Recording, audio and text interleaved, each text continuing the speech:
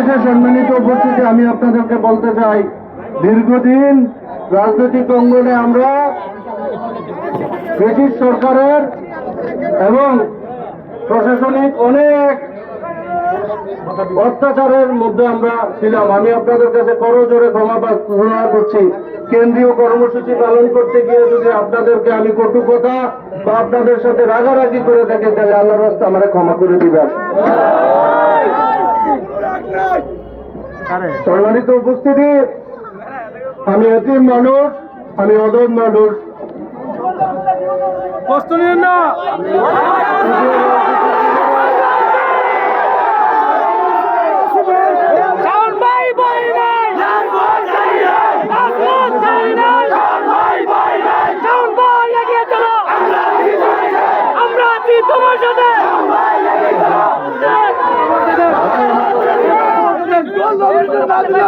রাজনীতির জীবনে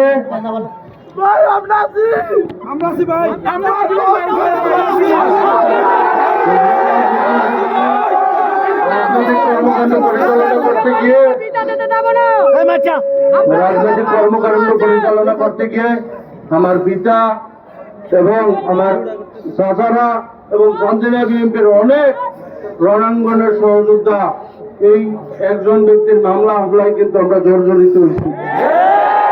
অপরাধ কি ছিল?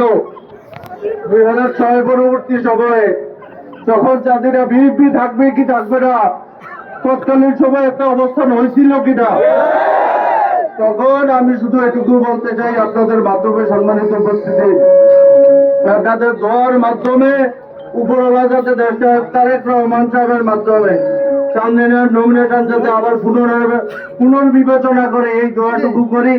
আর পরিশেষে আমি বাংলাদেশ জাতীয়তাবাদী দলের সৈনিক হিসাবে আপনাদের সান্নিধ্যে আমি থাকতে চাই। আমার এই সুযোগটুকু দিবেন। আর পরিশেষে আমি আর কথা বাড়াবো না।